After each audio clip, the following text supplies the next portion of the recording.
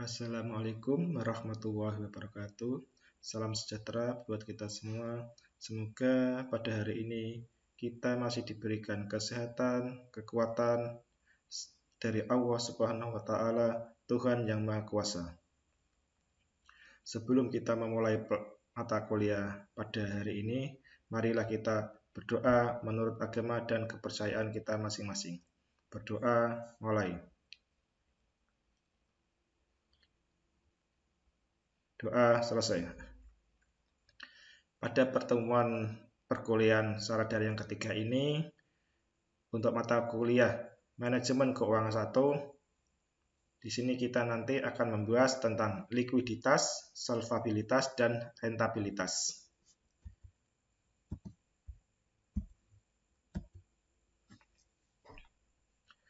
Pertama kita akan menguraikan tentang likuiditas. Apa itu likuiditas?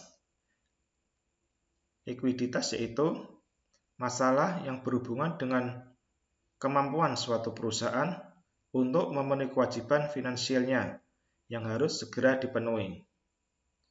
Jumlah alat-alat pembayaran atau alat-alat likuid yang dimiliki oleh suatu perusahaan bisa merupakan sebagai kekuatan untuk membayar perusahaan.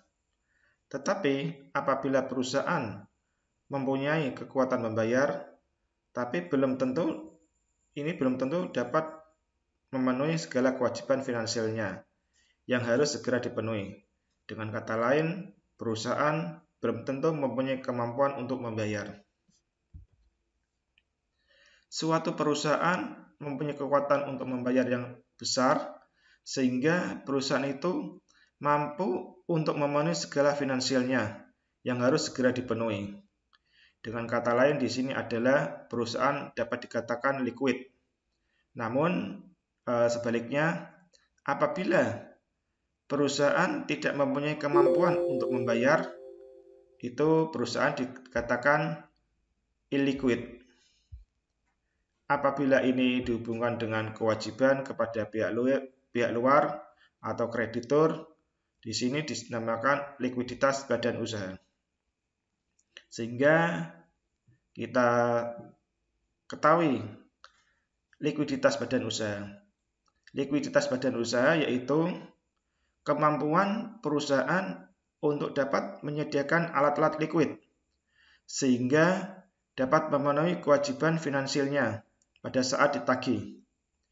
Apabila kemampuan membayar tersebut dihubungkan dengan kewajiban finansialnya untuk menyelenggarakan suatu proses produksi, maka ini dinamakan likuiditas perusahaan. Likuiditas itu merupakan suatu perbandingan antara jumlah uang tunai dan aktiva lain yang dapat disamakan dengan uang tunai di satu pihak dengan jumlah utang lancar di pihak lain. Ini hubungannya dengan likuiditas badan usaha. Sedangkan yang hubungan dengan likuiditas perusahaan yaitu apabila pengeluaran untuk menyelenggarakan perusahaan di pihak lain. Likuiditas badan usaha dapat diketahui dari neraca membandingkan jumlah aktiva lancar atau current asset dengan utang lancar atau current liabilities. Hasil perbandingan ini dinamakan current ratio atau working capital ratio. Current ratio digunakan untuk mengukur kesanggupan suatu perusahaan untuk memenuhi current obligation-nya. Secara kasar, di sini diartikan bahwa perusahaan bukan perusahaan kredit. Current ratio-nya kurang dari 2:1 itu dianggap kurang baik. Sebab apabila aktiva lancar turun sampai lebih dari 50%, maka jumlah aktiva lancarnya tidak akan cukup lagi untuk menutup utang lancarnya. Pedoman current ratio 2:1 ini hanya didasarkan pada prinsip kehati-hatian saja. Jadi bukanlah suatu pedoman yang mutlak. Apabila perusahaan menetapkan current ratio yang harus dipertahankan adalah 3:1 atau 300%. Di sini berarti bahwa setiap utang lancar sebesar Rp1 harus dijamin dengan aktiva lancar sebesar Rp3 atau dijamin dengan net working capital sebesar 2%. Dengan demikian dapat dijelaskan bahwa rasio modal kerja dengan utang lancar adalah 2:1 karena modal kerja itu merupakan kelebihan dari aktiva lancar di atas utang lancar. Di sini dapat angka 2 yaitu 3 dikurangi 1 sehingga hasilnya 2% atau 50%. Kita ibaratkan ada suatu contoh soal ini di sini yaitu suatu perusahaan mempunyai modal kerja neto atau net working capital sebesar Rp10.000. Maksimal perusahaan hanya boleh mempunyai utang lancar itu sebesar Rp5.000, yaitu setengah kali Rp10.000. Yang modal kerjanya setengah dari modal kerja itu kalau perusahaan ingin tetap mempertahankan current ratio-nya 300%. Dari angka tersebut, maka perusahaan akan tetap dapat mempertahankan current ratio-nya 3:1. Apabila utang lancar yang ada pada suatu perusahaan tidak melebihi Rp5.000 dan jumlah Rp5.000 ini disebut dengan the line of credit atau the maximum current indebtedness atau batas maksimum kredit jangka pendek yang boleh diambil supaya tidak mengganggu atau melanggar pedoman current ratio tertentu. Kita lihat pada neraca di sini yaitu apabila kita ketahui aktiva lancarnya sebesar Rp15.000, utang lancarnya sebanyak Rp5.000, jadi di sini net working capitalnya yaitu sebesar Rp10.000. Di sini Rp15.000 dari aktiva lancar dikurangi utang lancar sebesar Rp5.000. Akhirnya kita ketahui new working capitalnya sebesar Rp10.000. Jadi di sini current ratio-nya adalah 3:1. Apabila utang lancar pada suatu perusahaan melebihi Rp5.000, kita ambil misalnya Rp6.000, sedangkan modal kerjanya adalah sebesar Rp10.000, maka current ratio sekarang akan berkurang dari 3:1 karena aktiva lancarnya akan menjadi Rp16.000. Di sini Rp16.000 itu dari modal kerja sebesar Rp10.000 ditambah dengan utang lancar perusahaan yaitu sebesar Rp6.000. Dalam hal ini current ratio-nya akan menjadi Rp16.000 dari total modal kerja dan utang lancar dikurangi Rp6.000 dikurangi modal kerja. Sehingga akan kita dapatkan angka 2,76. 2,76 ini berarti kurang dari 3:1.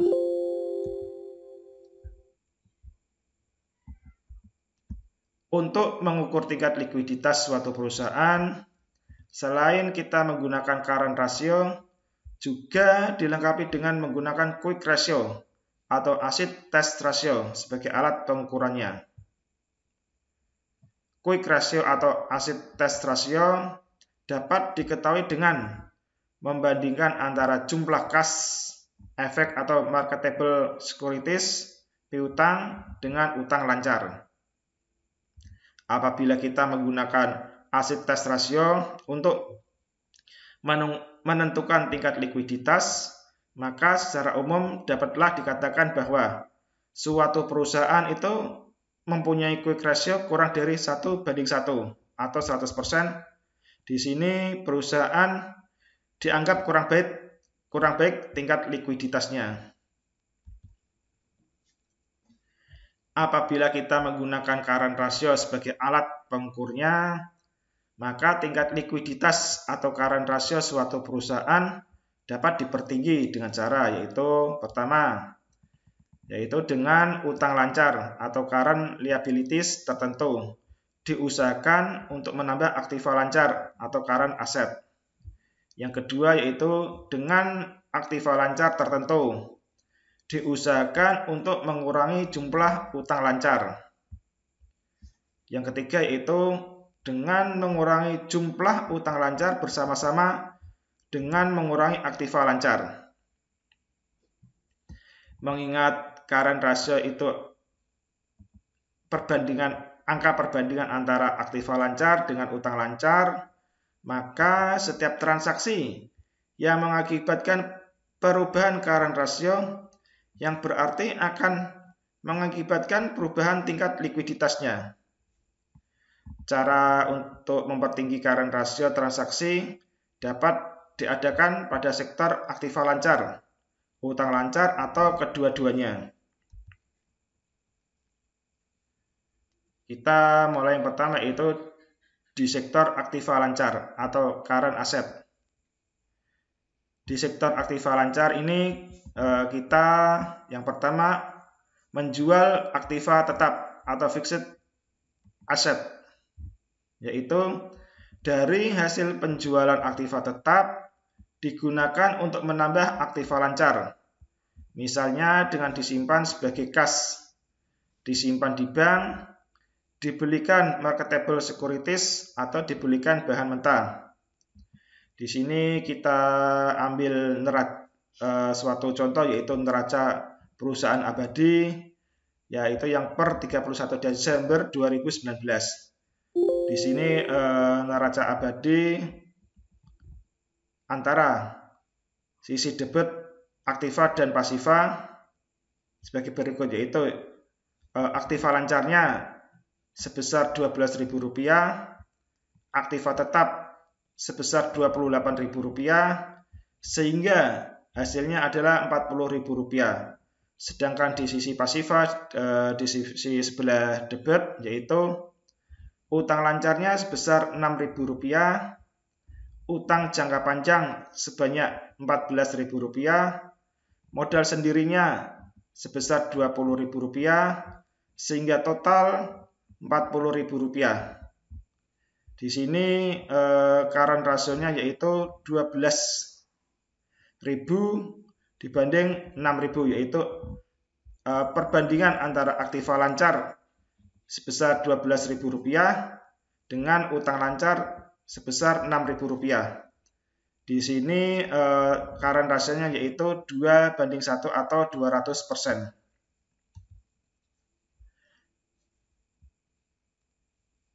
Apabila sebagian dari aktiva itu tetap dijual seharga Rp4.000, maka aktiva tetap berkurang dengan jumlah tersebut dan aktiva lancar akan bertambah sebesar, yaitu aktiva tetapnya nanti akan berkurang Rp4.000, sedangkan aktiva lancar nanti akan bertambah Rp4.000, sehingga menjadi Rp16.000. Rp16.000 di sini yaitu dari aktiva lancarnya Rp12.000 ditambah Rp4.000, maka aktiva lancarnya yaitu Rp16.000. Sedangkan utang lancar tetap berjumlah Rp4.000, tetap sebesar Rp6.000, sehingga current ratio-nya sekarang akan menjadi Rp16.000, yaitu aktiva lancar, kita bagi dengan utang lancar, yaitu sebesar Rp6.000. Jadi di sini dengan kita menambahkan atau kita aktiva tetap kita jual seharga Rp4.000 dan aktiva tetapnya nanti berkurang Rp4.000 dan aktiva lancarnya juga bertambah Rp4.000, maka perbandingan current ratio-nya yaitu sekarang menjadi 2,67. dibanding 1 atau 267%. Yang B yaitu kita akan menambahkan tambahan modal sendiri. Di sini yaitu hasil dari tambahan modal sendiri digunakan untuk menambah aktiva lancar. Misalnya di sini yaitu tambahan modal sendiri sebesar Rp4.000, maka modal sendiri nanti akan menjadi sebesar Rp24.000. Di sini modal sendirinya yang awal itu sebesar Rp20.000, sedangkan dengan mendapatkan tambahan modal sendiri sebesar Rp4.000, sehingga total sekarang modal sendiri menjadi Rp24.000 dan aktiva lancar menjadi Rp16.000 masih tetap, sehingga current rasionya yaitu Rp16.000 yaitu aktiva lancar dibagi atau dibanding dengan utang lancar yaitu sebesar Rp6.000. Di sini juga hasilnya kurang dari 3:1 yaitu hasilnya 2,67 dibanding 1 atau 267%. Yang C, kita akan dilakukan mendapat tambahan utang jangka panjang. Hasil dari tambahan utang jangka panjang digunakan untuk menambah aktiva lancar. Misalnya yaitu sebesar Rp4.000. Di sini jumlah utang jangka panjang yang awalnya sebesar Rp14.000 dengan mendapat tambahan utang jangka panjang sebesar Rp4.000, maka sekarang utang jangka panjangnya menjadi Rp18.000, yaitu dari Rp14.000 ditambah Rp4.000. Di sini juga perbandingan current rasionya masih tetap yaitu 2,67:1 atau 267%. Yang kedua yaitu dari sektor utang lancar atau current liabilities. Dari sektor utang lancar ini kita akan menjual aktiva. Hasil dari penjualan aktiva tetap digunakan untuk melunasi atau membayar utang lancar. Yaitu kita ibaratkan di sini untuk membayarnya sebesar Rp2.000.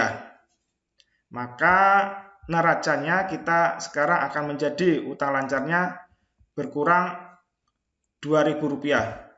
Yang awalnya utang lancar kita perusahaan abadi yaitu sebesar Rp6.000, sedangkan kita untuk melunasi digunakan untuk melunasi sebesar Rp2.000, maka Rp6.000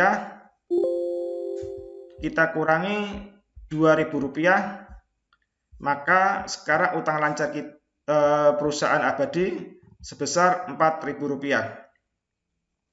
Sehingga current rasionya yaitu Rp12.000 dibagi atau dibanding utang lancar sebesar Rp4.000. Jadi di sini current rasionya yaitu 3:1 atau 300%.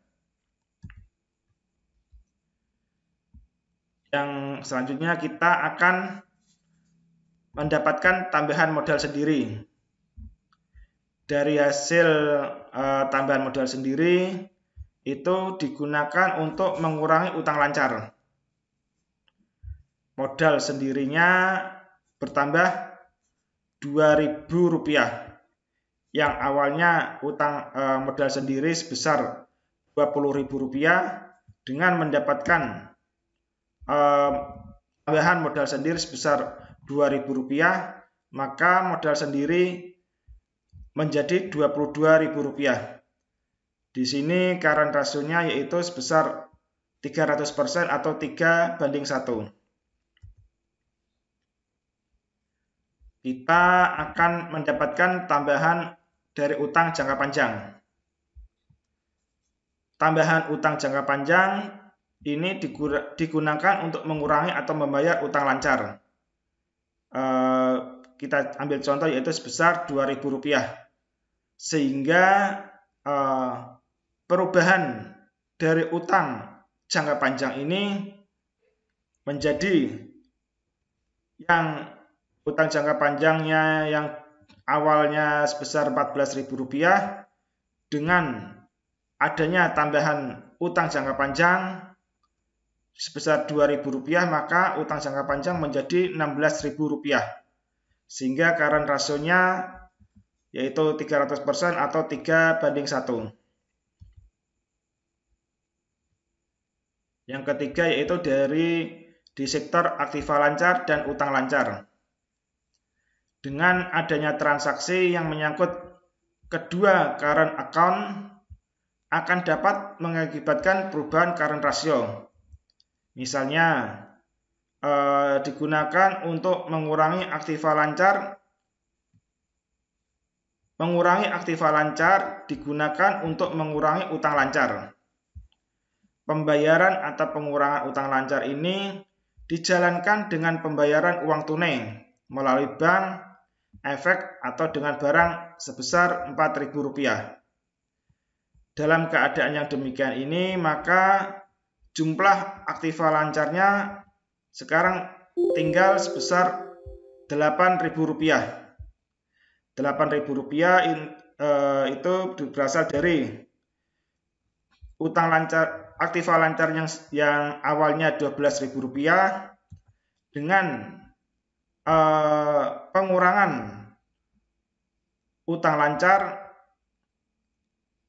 sebesar Rp4.000, maka aktiva lancarnya menjadi Rp8.000. Juga ini mempengaruhi utang lancar. Utang lancarnya juga berkurang Rp4.000. Yang awalnya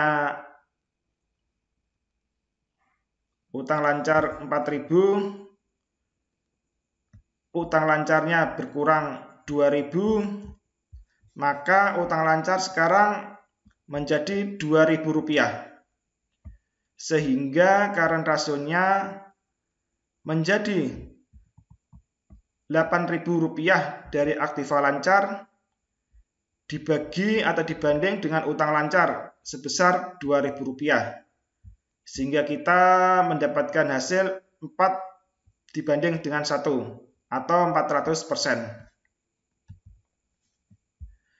Apabila dalam mengukur likuiditas itu dengan menggunakan quick ratio atau acid test ratio sebagai alat pengukurnya, tingkat likuiditas atau acid test ratio dapat diperbesar dengan cara-cara di atas.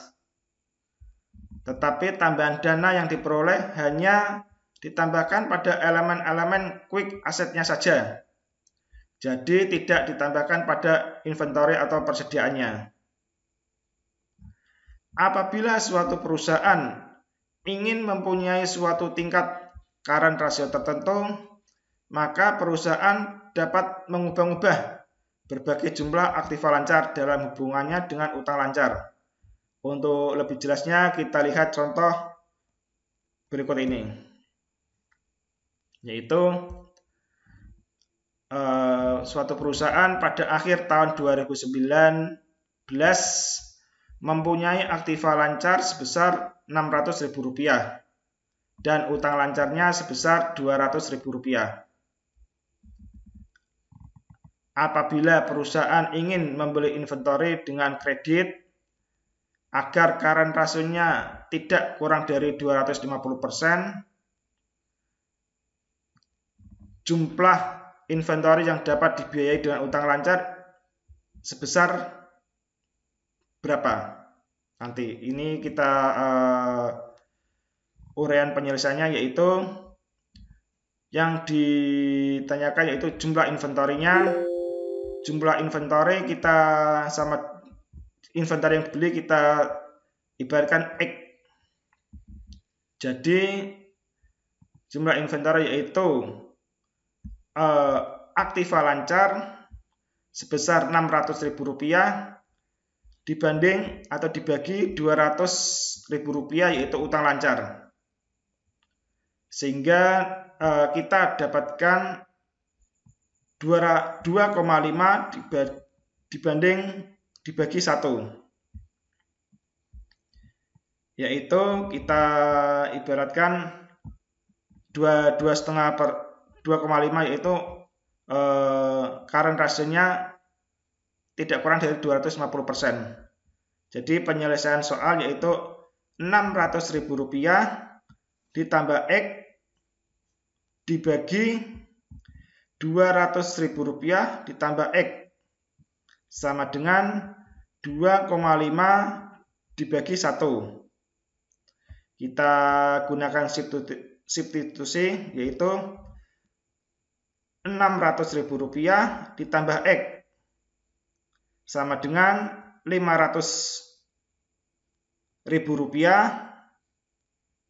ditambah dengan 2,5 X.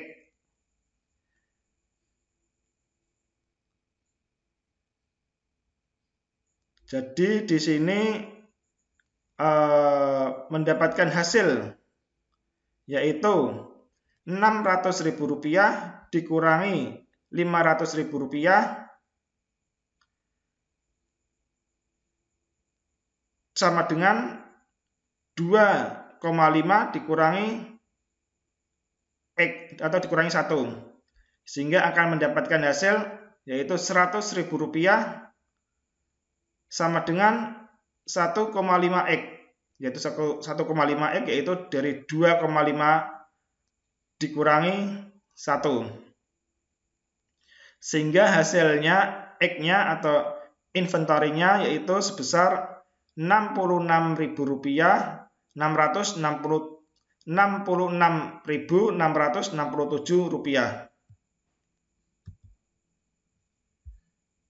Kalau perusahaan ingin mencapai current ratio-nya sebesar 400%, sekarang jumlah kas yang dapat digunakan untuk membayar utang lancar berapa? Kita selesaikan jawaban yaitu jumlah kas yang akan digunakan untuk membayar utang lancar kita ibaratkan X.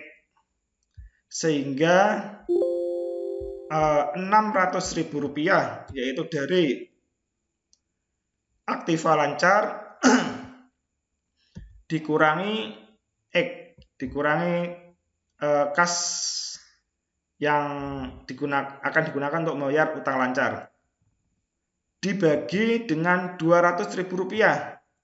Rp200.000 yaitu utang lancarnya besar Rp200.000, kita kurangi X sama dengan 4 dibagi 1 yaitu current ratio sebesar 400%. Sehingga kita jumlahkan substitusi yaitu Rp600.000 dikurangi X dibagi Rp200.000 dikurangi X sama dengan 4 dibagi 1. Kita substitusi yaitu Rp600.000 dikurangi X sama dengan Rp200.000 dikalikan 4 hasilnya sebesar Rp800.000 dikurangi 4X yaitu 4 dikali X dikurangi 4X. Sehingga di sini 3X sama dengan Rp200.000 yaitu Rp800.000 dikurangi Rp600.000. Jadi X-nya atau kas untuk membayar utang lancar yaitu sebesar Rp66.667.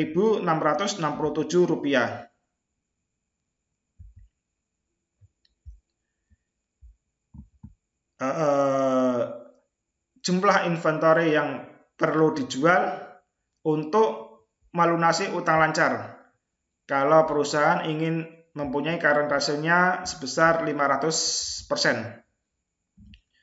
Jumlah inventory yang harus dijual kita ibaratkan dengan X, sehingga hasilnya Rp600.000.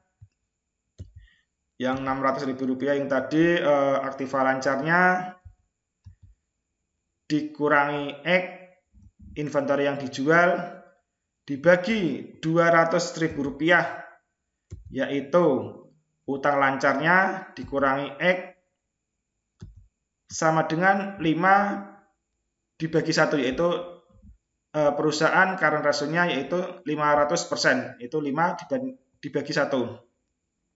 Sehingga hasilnya yaitu Rp600.000 dikurangi X dibagi Rp200.000 dikurangi X sama dengan 5 dibagi 1. Kita substitusikan yaitu Rp600.000 dikurangi X sama dengan 1 juta. 1 juta ini berasal dari Rp200.000 dikalikan dengan 5 dikurangi 5X, yaitu 5 dikali X, yaitu 5X. Sehingga hasilnya 4X, yaitu 5X dikurangi 1, 4X sama dengan Rp400.000. Rp400.000 di sini yaitu 1 juta dikurangi Rp600.000, hasilnya Rp400.000. Sehingga X-nya atau inventory yang harus dijual sebesar Rp400.000 dibagi dengan 4. Hasilnya yaitu sebesar Rp100.000, sehingga jumlah inventory yang harus dijual sebesar Rp100.000. Selanjutnya kita akan membahas tentang solvabilitas.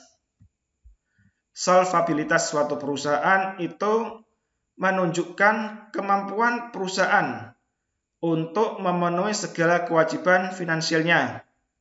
Dan apabila sekiranya perusahaan itu dilikuidasikan, maka kekayaan yang dimiliki oleh perusahaan apakah cukup untuk memenuhi semua utang-utangnya.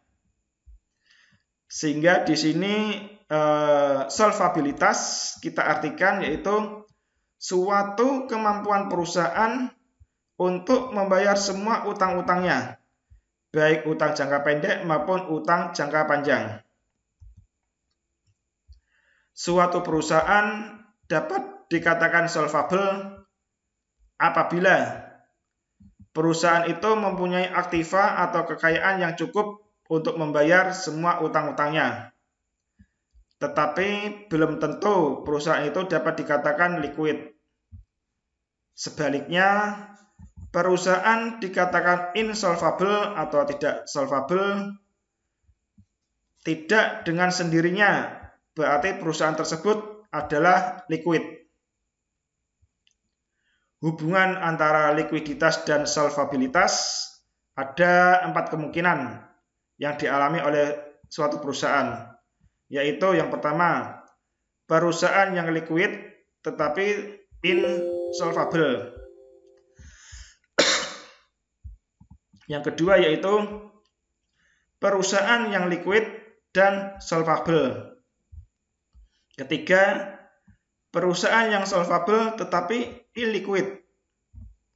Sedangkan yang keempat yaitu perusahaan yang insolvable dan illiquid. Perusahaan yang insolvable tetapi liquid tidak segera dalam keadaan kesukaran finansialnya. Tetapi perusahaan yang liquid akan segera dalam kesukaran karena akan segera menghadapi tagihan-tagihan dari kreditur. Perusahaan yang insolvable tetapi liquid masih dapat bekerja dengan baik dan dapat mempunyai kesempatan atau waktu untuk memperbaiki solvabilitasnya. dalam literatur Anglo-Saxon sering digunakan istilah actual solvency untuk pengertian solvabilitas, sedangkan technical solvency untuk pengertian likuiditas.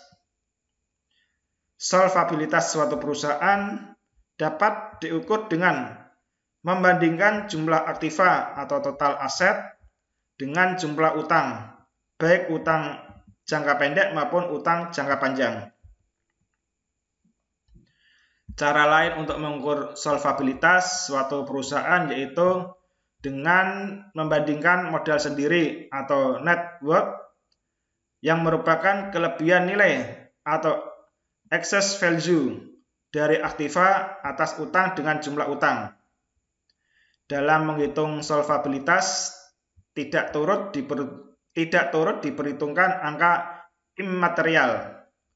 Angka-angka perbandingannya dapat dinyatakan dalam rasio atau dalam persentase.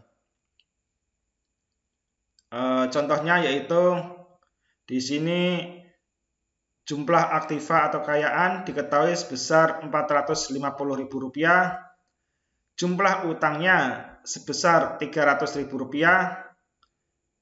maka excess value-nya daripada aktiva di atas utang seluruhnya, yaitu sebesar Rp150.000. Di sini mendapatkan angka Rp150.000 yaitu pengurangan dari aktiva atau kekayaan sebesar Rp450.000 dikurangi dengan utang sebesar Rp300.000. Jadi hasilnya yaitu Rp150.000. Jadi solvabilitasnya di sini yaitu Rp450.000 dibagi 300 dikalikan 100%. Akhirnya solvabilitas perusahaan ini dapat diketahui sebesar 150%.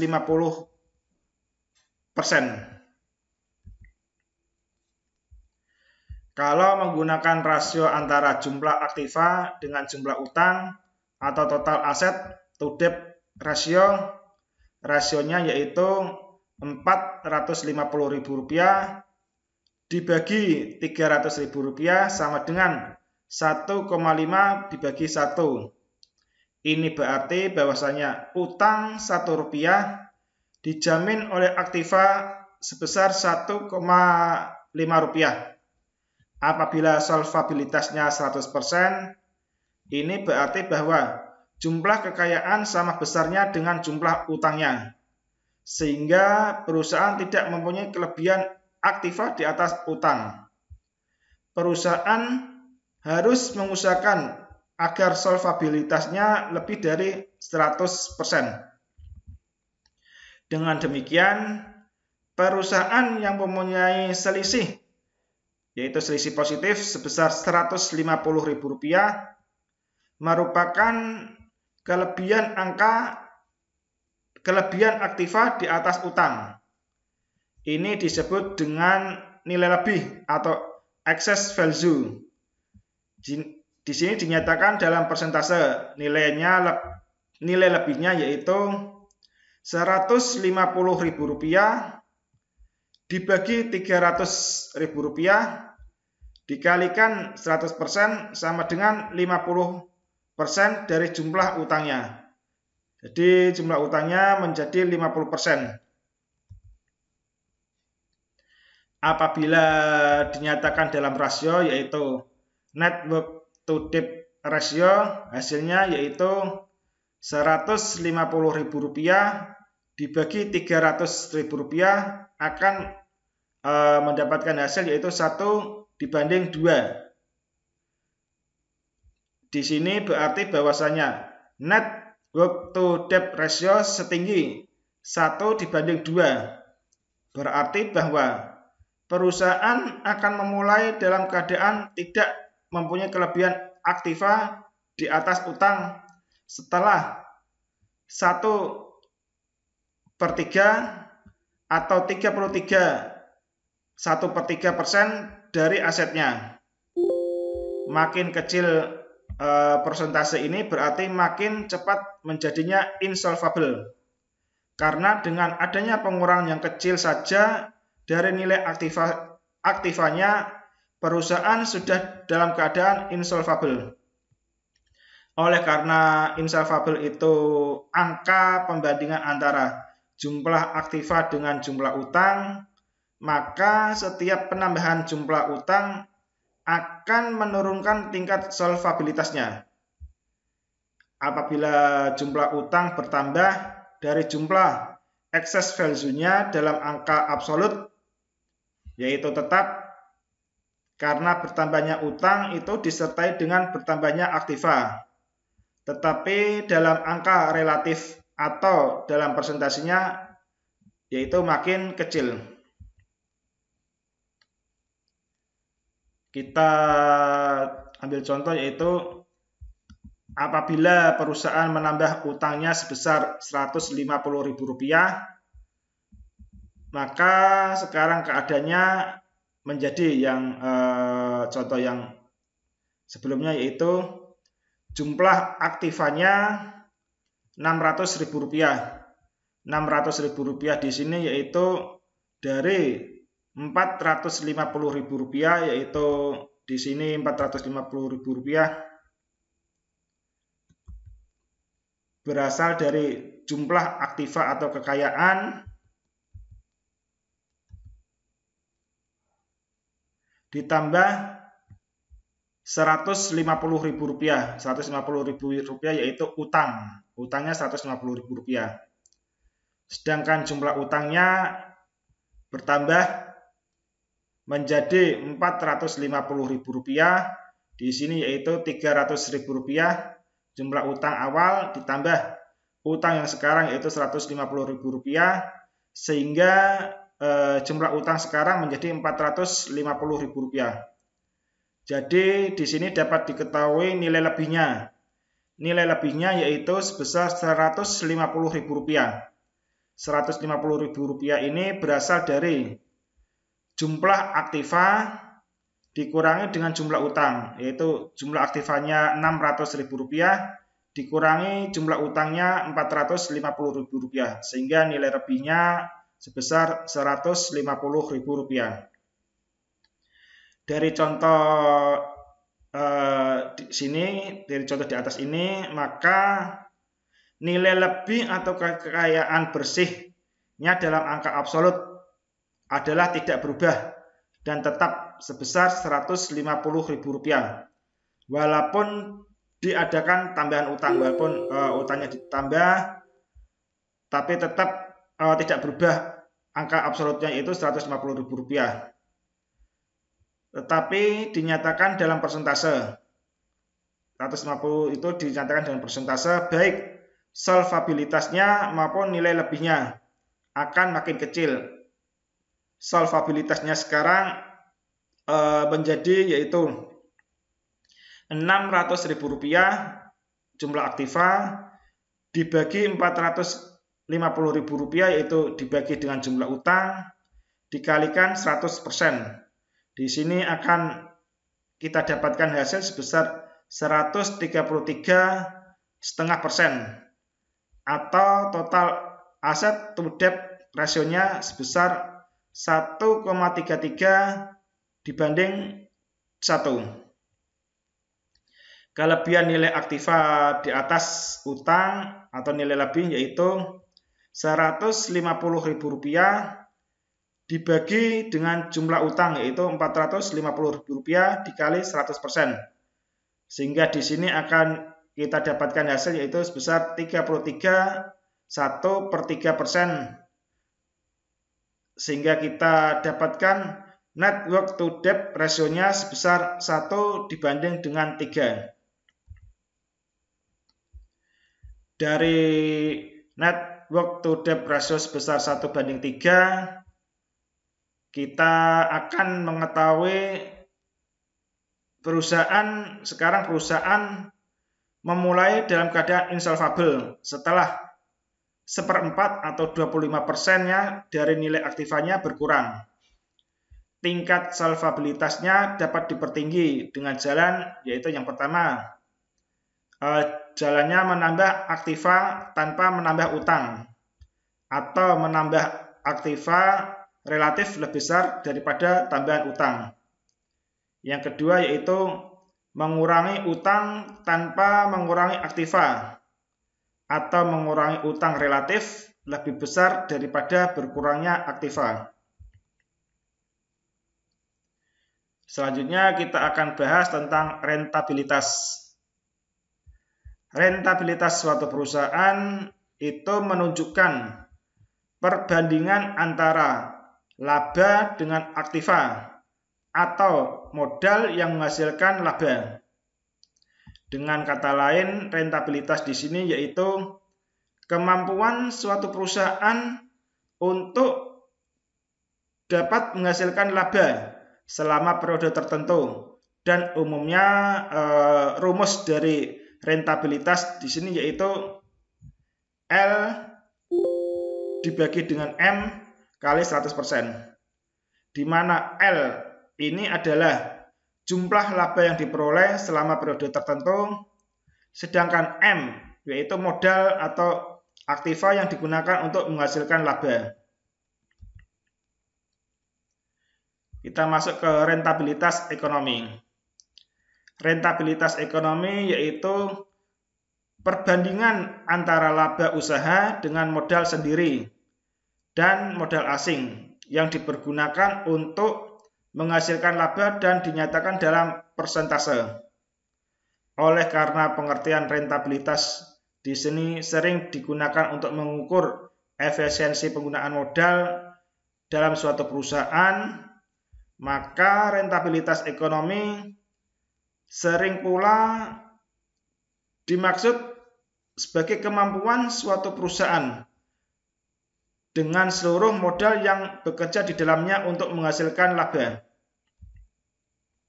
Kita ambil contoh yaitu suatu perusahaan bekerja dengan jumlah modal sebesar Rp200.000 yang terdiri dari utangnya sebesar Rp100.000 dengan bunga 10% per tahun dan modal sendiri sebesar Rp100.000.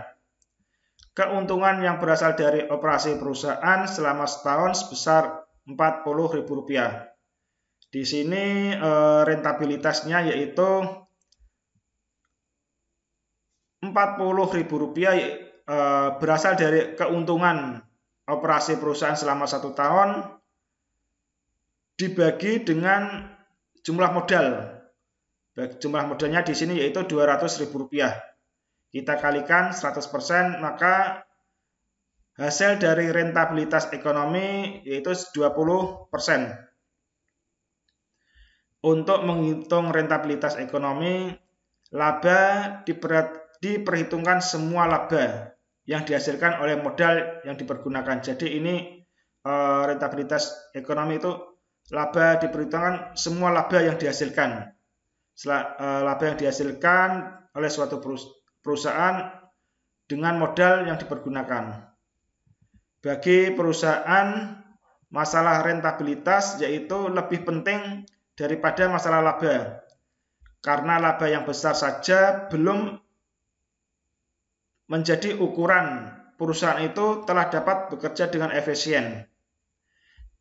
Perusahaan menjadi efisien baru dapat diketahui dengan membandingkan laba yang diperoleh dengan kekayaan atau modal yang menghasilkan laba, atau dengan kata lain adalah menghitung rentabilitasnya.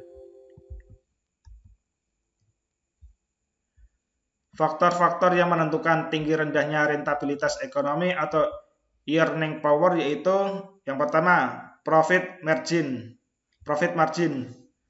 yaitu perbandingan antara net operating income dengan net sales. Perbandingan ini dinyatakan dalam persentase, sehingga rumus dari profit margin di sini yaitu net operating income dibagi dengan net sales, dikali 100%. Profit margin yaitu selisih antara net sales dengan operating expense atau harga pokok penjualan HPP ditambah biaya administrasi ditambah biaya penjualan ditambah biaya umum. Selisihnya dinyatakan dengan persentase dari net sales-nya itu. Sekarang kita membahas tentang turnover of operating asset atau tingkat perputaran aktiva usaha, yaitu kecepatan berputarnya operating asset dalam suatu produk tertentu. Turnover dapat ditentukan dengan membagi net sales dengan operating asset. Jadi rumus dari turnover of operating asset yaitu net sales dibagi dengan operating asset. Profit margin dimaksudkan untuk mengetahui efisiensi perusahaan dengan melihat besar kecilnya laba usaha dalam hubungannya dengan sales. Sedangkan operating asset turnover dimaksudkan untuk mengetahui efisiensi perusahaan dengan melihat kecepatan perputaran operating asset dalam suatu produk tertentu. Kita lihat rumus antara profit margin dan operating asset turnover yaitu sebagai berikut di sini, yaitu profit margin dikali operating asset turnover akan menghasilkan earning power. Net operating income dibagi sales dikali net sales dibagi net operating sales. Ini akan menghasilkan sama dengan net operating income dibagi net operating asset. Contoh, suatu perusahaan selama 1 tahun mempunyai net sales-nya sebesar Rp80.000. Jumlah modal atau kekayaan yang digunakan sebesar Rp40.000. Selama satu tahun perusahaan menghasilkan laba usaha atau net operating income sebesar Rp4.000. Jadi kita di sini nanti akan menghitung rentabilitas ekonominya atau earning power. Earning power yaitu jumlah laba dalam setahun sebesar Rp4.000 kita bagi dengan modal atau kekayaan perusahaan yaitu Rp40.000 kita kali 100% akan menghasilkan rentabilitas ekonomi earning power-nya sebesar 10%. Kita dapat menghitung earning power dengan menghitung lebih dahulu profit margin dan operating asset turnover-nya. Kemudian kedua hasil dikalikan. Di sini yaitu profit margin-nya Rp4.000 laba selama 1 tahun atau net operating income kita bagi dengan modal atau kekayaan perusahaan yaitu Rp40.000 sama dengan 2. Di sini akan dihasilkan atau diketahui earning power-nya sebesar 10%, yaitu jumlah profit margin yaitu sebesar 5% dikali dengan operating asset turnover yaitu 2. Jadi earning power-nya yaitu 5% dikali 2 akan mendapatkan 10%. Usaha untuk memperbesar profit margin. Di sini ada 2 alternatif dalam memperbesar profit margin, yaitu yang pertama dengan menambah biaya usaha atau operating expense. sampai tingkat tertentu diusahakan tercapainya tambahan sales yang sebesar-besarnya, atau dengan kata lain tambahan sales harus lebih besar daripada tambahan operating expense. Perubahan besarnya sales dapat disebabkan karena perubahan harga penjualan per unit apabila volume sales dalam unit sudah tetap, atau disebabkan karena bertambahnya luas penjualan dalam unit jika tingkat harga penjualan per unit produk sudah tertentu. Dapat dikatakan bahwa menaikkan tingkat sales berarti akan memperbesar pendapatan dari sales, yaitu dengan jalan yang pertama, yaitu kita memperbesar volume sales unit pada tingkat harga penjualan tertentu.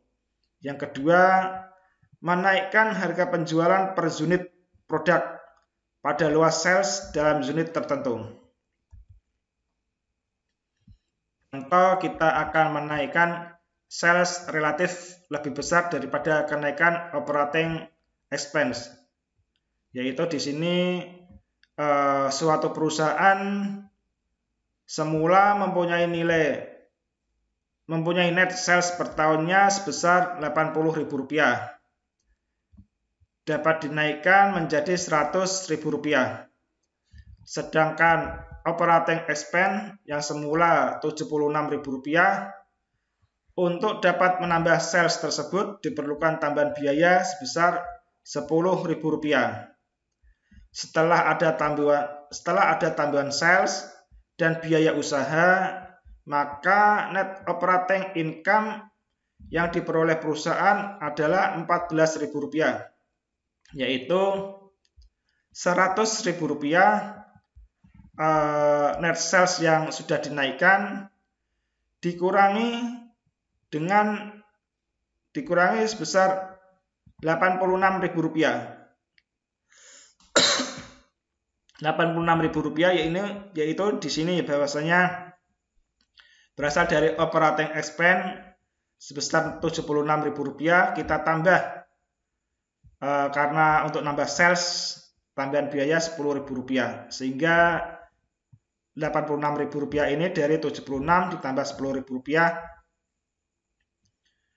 sehingga ada tambahan laba usaha sebesar Rp10.000. Profit margin sesudah ada kenaikan sales sebesar Rp14.000 dibagi Rp100.000 karena kenaikan sales dikali 100% akan menghasilkan 14%. Sehingga di sini kita hitung profit sebelum ada kenaikan sales, yaitu sebelum ada kenaikan sales sebesar Rp80.000, sehingga Rp80.000 dikurangi operating expense Rp76.000, kita bagi dengan net salesnya Rp80.000, kita kalikan 100%, sehingga akan menghasilkan Rp4.000 dibagi Rp80.000 dikali 100% akan mendapatkan hasil 5%. 5% ini yaitu profit sebelum ada kenaikan sales. Yang kedua, dengan mengurangi pendapatan dari sales sampai tingkat tertentu. Ini contohnya untuk menurunkan operating expense lebih besar daripada berkurangnya sales. Sales akan berkurang menjadi Rp70.000, dan berkurangnya sales ini disertai dengan usaha menekan biaya-biaya sehingga menjadi Rp56.000. Dengan demikian, berkurangnya sales yaitu sebesar Rp10.000. Rp10.000 di sini yaitu dari Rp8.000, dan sales sekarang kita berkurang menjadi Rp70.000, sehingga nilai salesnya sekarang Rp10.000. Sedangkan operating expense-nya akan berkurang Rp20.000, yaitu dari Rp76.000 kita kurangi Rp56.000. Net operating income setelah dikurangi sales yaitu Rp14.000, yaitu sebesar Rp14.000. Rp14.000 di sini dari Rp70.000 sales yang berkurang dikurangi jumlah biaya. Ini jumlah biaya-biayanya yaitu sebesar Rp56.000. Sehingga profit marginnya sebesar Rp14.000. Di sini Rp14.000 dari net operating income dibagi dengan sales yang berkurang Rp70.000. Kita kalikan 100% sama dengan 20%. Di mana di sini profit marginnya yang semula 5% menjadi 20%. Untuk usaha untuk mempertinggi turnover of operating asset, tinggi rendahnya operating asset turnover selama periode tertentu ditentukan oleh dua faktor, yaitu net sales dan operating asset. Dengan jumlah operating asset tertentu, maka akan makin besar jumlah sales selama periode tertentu, yang dapat mengakibatkan makin tingginya turnover. Demikian pula dengan luas sales tertentu makin kecil operating asetnya, akan mengakibatkan makin tingginya turnover. Kita akan suatu contoh yaitu untuk operating asset turnover dipertinggi, yaitu yang pertama yaitu untuk menambah modal usaha sampai dengan tingkat usaha tercapai tambahan sales sebesar-besarnya. Contohnya dengan mempertinggi operating asset turnover, maka akan dapat memperbesar nilai relatif lebih besar daripada tambahan operating asetnya. Di sini perusahaan yang semula menghasilkan sales sebesar Rp80.000 bekerja dengan operating asset sebesar Rp40.000. Kemudian setelah sales diperbesar menjadi Rp100.000, operating asetnya bertambah menjadi Rp5.000, sehingga menjadi operating aset sekarang menjadi Rp45.000. Operating asset turnover sudah ada kenaikan sales yaitu Rp100.000. Dari sini dibagi Rp45.000 sama dengan 2,2. Operating asset turnover sebelum ada kenaikan sales yaitu Rp80.000 dibagi Rp40.000 ada sebelum kenaikan sales untuk operating asset turnover-nya sebesar 2. Perbandingan tambahan sales dengan tambahan operating asset harus lebih tinggi daripada perbandingan sales operating asset semula. Di sini perbandingan sales dengan operating asset yang semula Rp80.000 dibagi Rp40.000 yang semula 2:1, dengan tambahan sales tambah operating asset yaitu Rp20.000 dibagi Rp5.000, maka akan ada kenaikan 4. Apabila tambahan sales tetap dalam perbandingan yang sama, maka tidak akan menaikkan turnover-nya.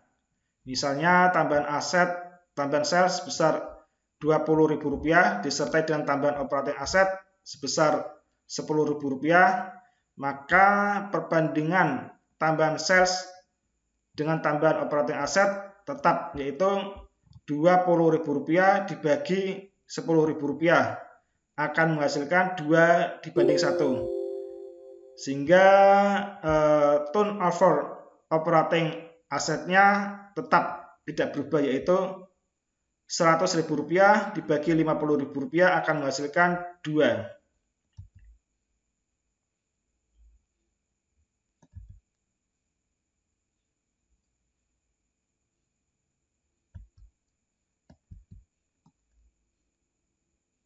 Kita akan membahas tentang hubungan antara earning power, profit margin, dan asset turnover, atau lebih luasnya hubungan antara faktor yang mempengaruhi earning power berdasarkan finansial, yaitu kita perusahaan ABC neracanya sebagai berikut. Dapat dilihat neraca per 31 Desember 2019.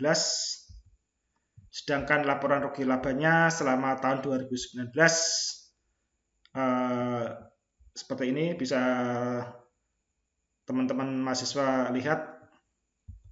Sehingga kita akan mendapatkan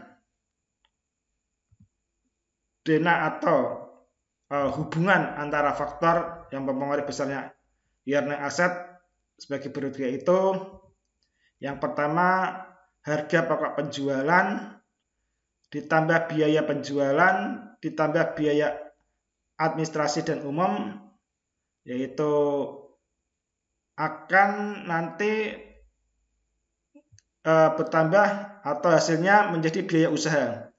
Biaya usaha di sini sebesar Rp7.520.000.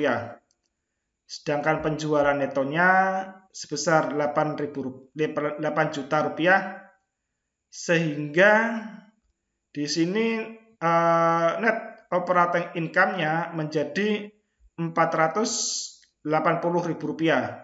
Rp480.000 itu berasal dari Rp8.000 dikurangi dengan Rp7.520.000. Sedangkan penjualan netonya yaitu Rp8 juta.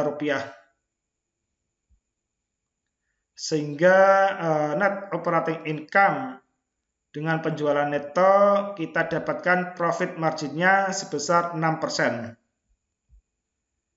Kita lihat yang bawah, yaitu antara kas, piutang, dan inventory.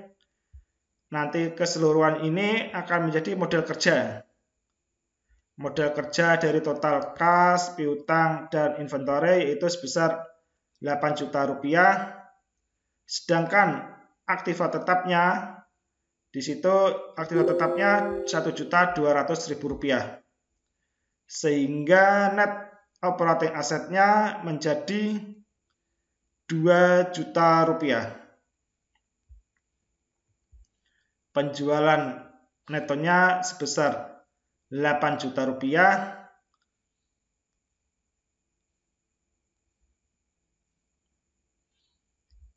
Sedangkan net operating aset sebesar Rp2 juta, maka akan menghasilkan aset turnover 4 kali atau 4%. Sehingga earning power-nya sebesar 24%, yaitu profit margin dikali dengan aset turnover 6%, kita kalikan 4%, akhirnya ada earning power-nya sebesar 24%.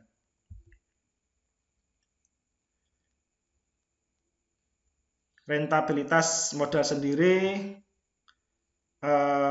kita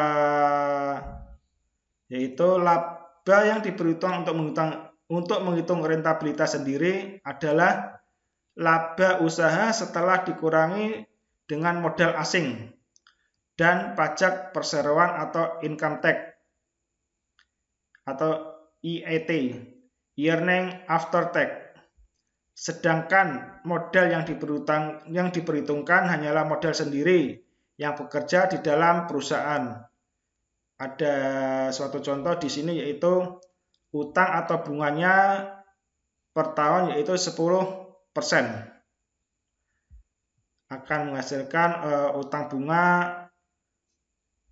yaitu Rp100.000.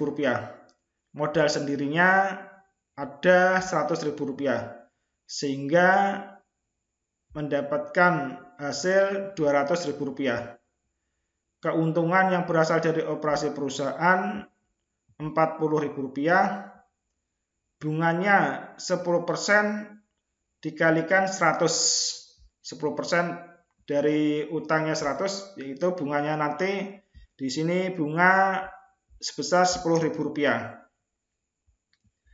Keuntungan sebelum pajak yaitu Rp40.000 dikurangi Rp10.000 akan mendapatkan hasil keuntungan sebelum pajak yaitu Rp30.000. Sedangkan pajak pendapatannya yaitu Rp12.000.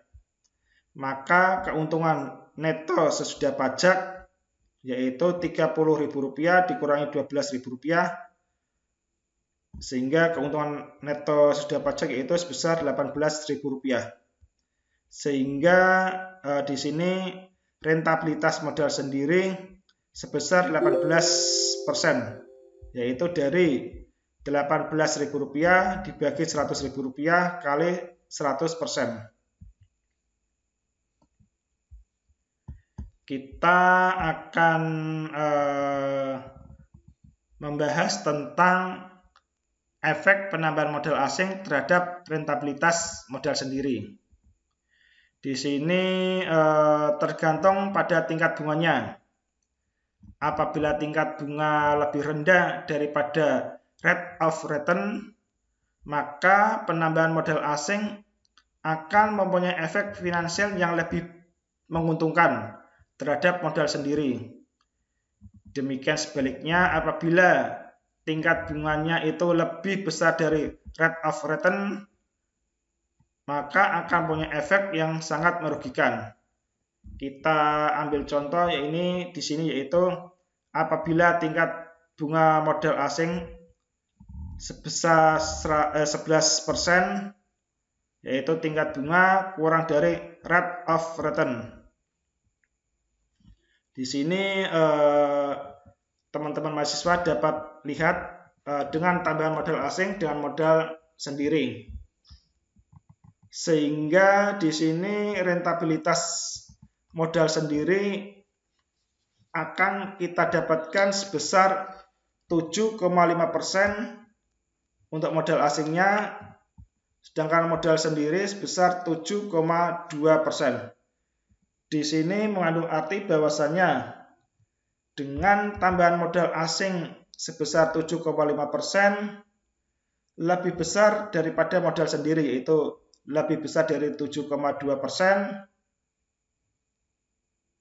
maka lebih menguntungkan modal itu dipenuhi dengan modal asing. Lebih menguntungkan dibiayai dengan modal asing, yaitu 7,5%. Tambahan modal asing ini akan menjadi efek yang sangat menguntungkan terhadap modal sendiri. Sehingga di sini akan menghasilkan rate of return sebesar 12%. Sedangkan biaya modalnya hanya 11%. Sehingga ada kelebihan 1%. Ada kelebihan 1%. Kita lihat lagi tingkat modal asing, tingkat bunganya sebesar 14%, yaitu tingkat bunga lebih besar dari rate of return. Di sini rentabilitas modal sendirinya menjadi modal asingnya yaitu sebesar 6,6%, sedangkan modal sendiri sebesar 7,2%. Di sini mengandung arti bahwasanya rentabilitas modal sendiri dengan tambahan modal asing sebesar 6,6% lebih kecil dari modal sendiri.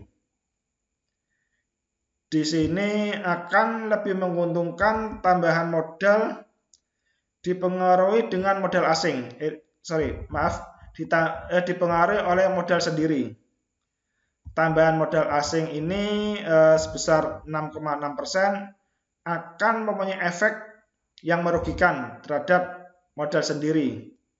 Karena rate of return-nya 12%, sedangkan biaya modalnya 14%. Sehingga di sini dengan kata lain akan dapat merugikan perusahaan. Selanjutnya tingkat bunga sebesar 12% atau tingkat bunga sama dengan rate of return. Di sini antara modal asing dan modal sendiri tingkat rentabilitasnya yaitu sebesar sama-sama yaitu 7,2%. Dengan demikian kebutuhan tambahan modal dapat dipenuhi baik dengan modal sendiri maupun modal asing. Modal asing dan modal sendiri sama-sama baik yaitu sebesar 7,2%.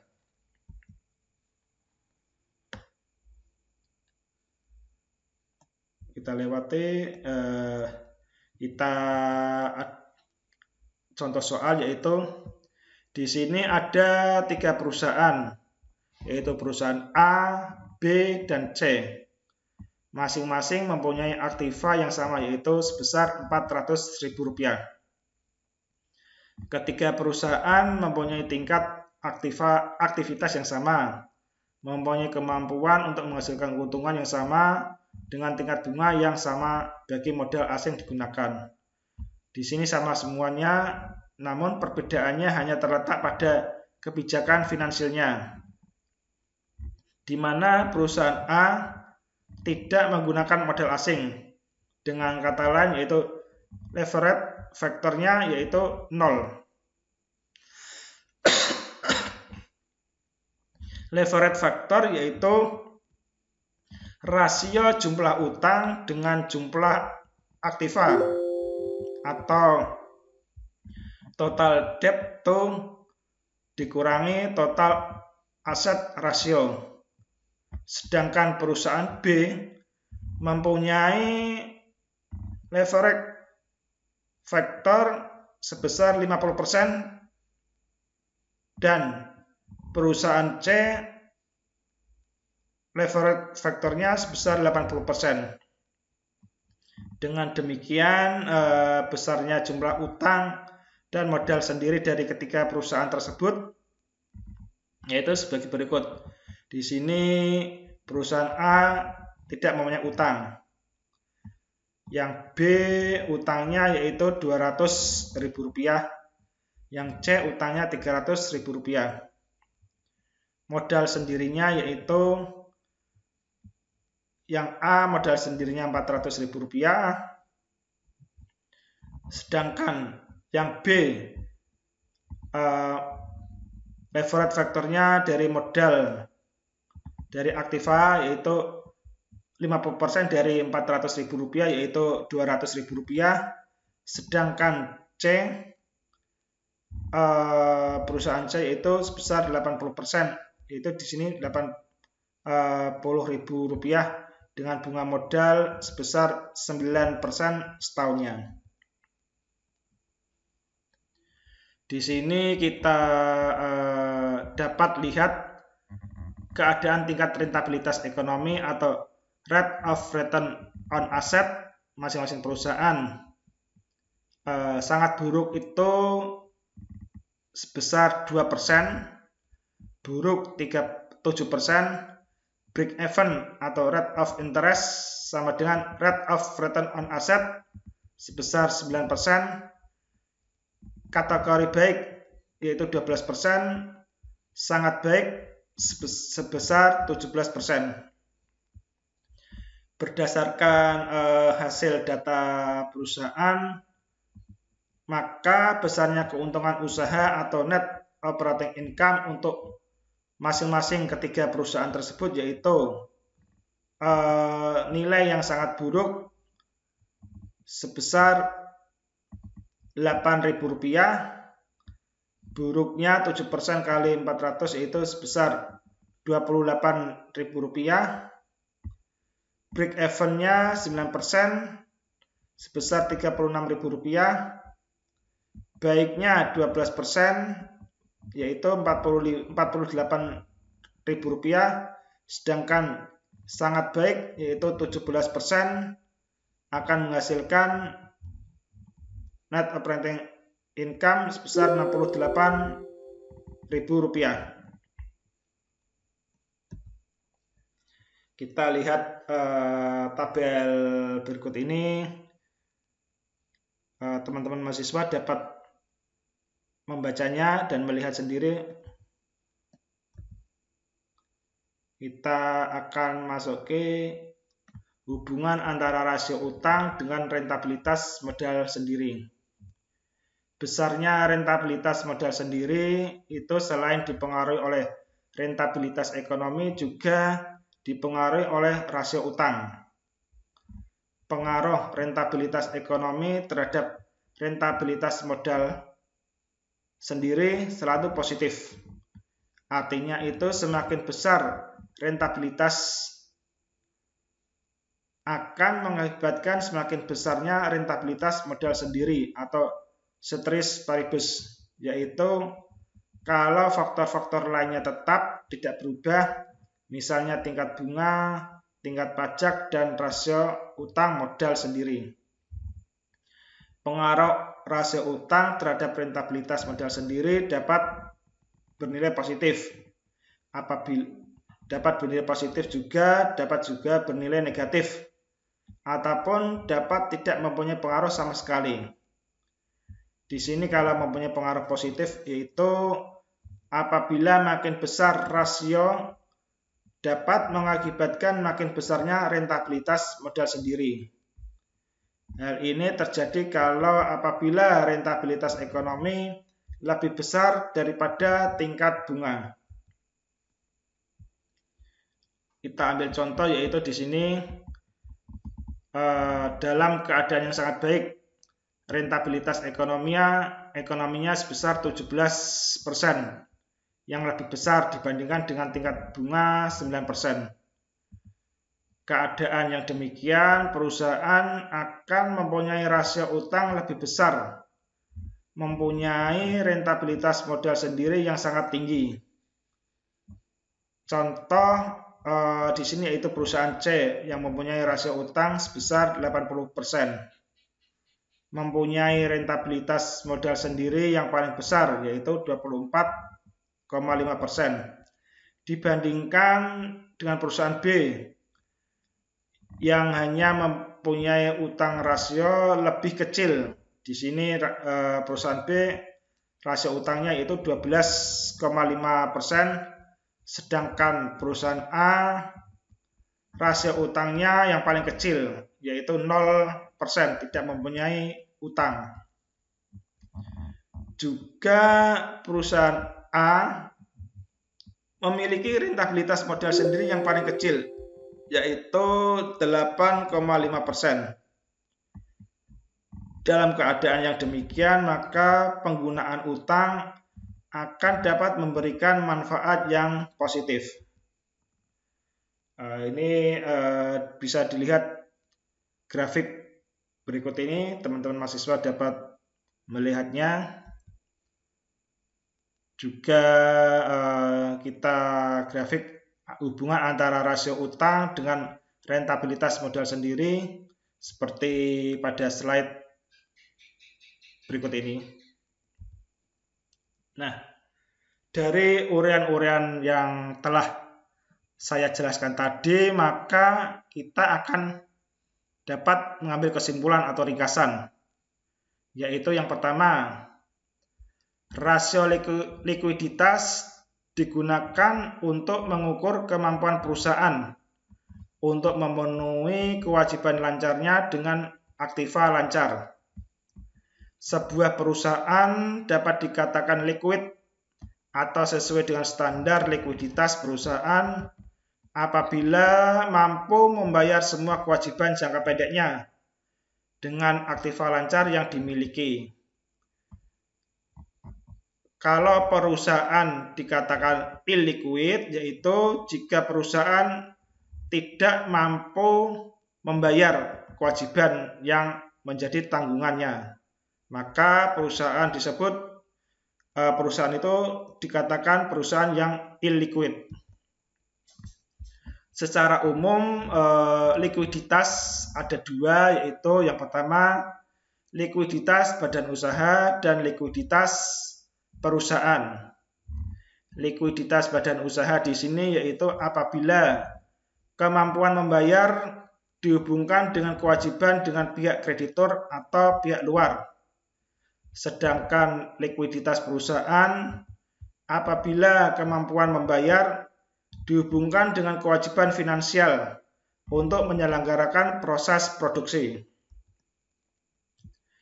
Current ratio yaitu perbandingan antara jumlah aktiva lancar dengan hutang lancar.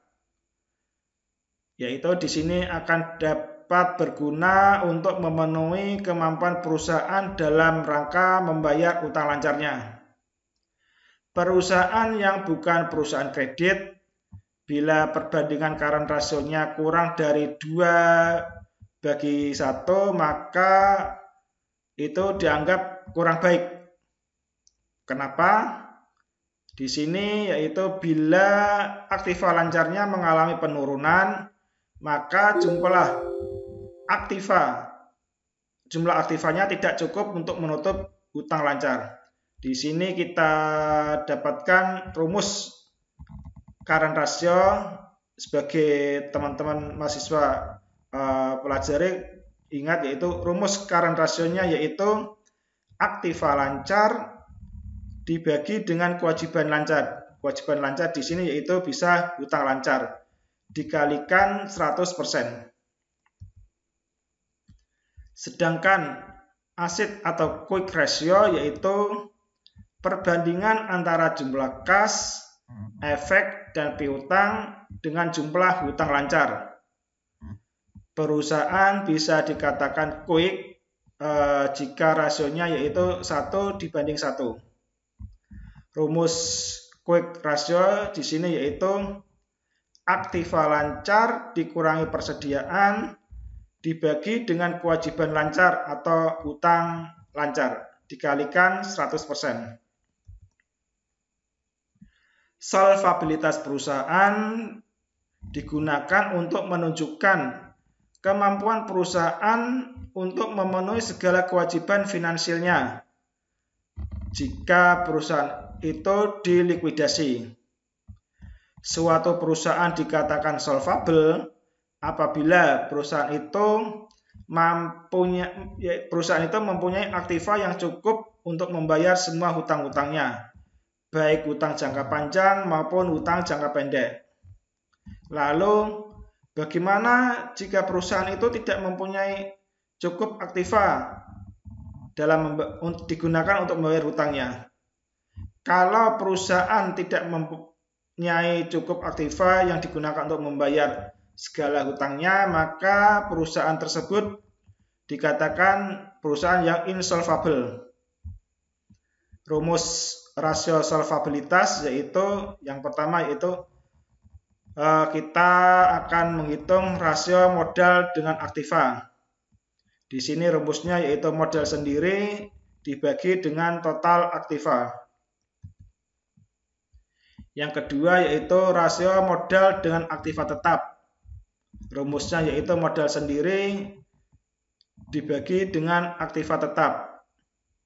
Yang C yaitu rasio aktiva tetap dengan hutang jangka panjang. Rumusnya aktiva tetap dibagi dengan hutang jangka panjang. Selanjutnya yang dimaksud dengan rentabilitas perusahaan yaitu suatu kemampuan perusahaan untuk menghasilkan laba selama periode tertentu. Ada beberapa macam perhitungan dalam rentabilitas usaha. Ya, di sini ada 6 untuk perhitungan rentabilitas usaha, yaitu yang pertama rasio laba usaha dengan total aktivitas. Di sini rumusnya yaitu laba usaha dibagi dengan total aktiva. Yang kedua, perputaran total aktiva, yaitu rumusnya penjualan dibagi dengan total aktiva. Yang ketiga yaitu gross margin ratio, rumusnya yaitu laba kotor dibagi dengan penjualan. Sedangkan net margin ratio, rumusnya laba bersih dibagi dengan penjualan. Yang kelima yaitu operating margin ratio, rumusnya yaitu laba usaha dibagi dengan penjualan. Yang keenam yaitu tentang rentabilitas modal sendiri. Rentabilitas modal sendiri di sini rumusnya yaitu laba bersih dibagi dengan modal sendiri. Demikian perkuliahan pada hari ini yang kita bahas tentang likuiditas, solvabilitas, dan rentabilitas. Semoga yang saya sampaikan ini dapat bermanfaat dan dapat diketahui oleh teman-teman mahasiswa. Akhirnya, untuk mengakhiri perkuliahan pada hari ini, maka kita tutup perkuliahan dengan bacaan hamdalah bersama-sama. Alhamdulillahirabbil alamin. Wassalamualaikum warahmatullahi wabarakatuh.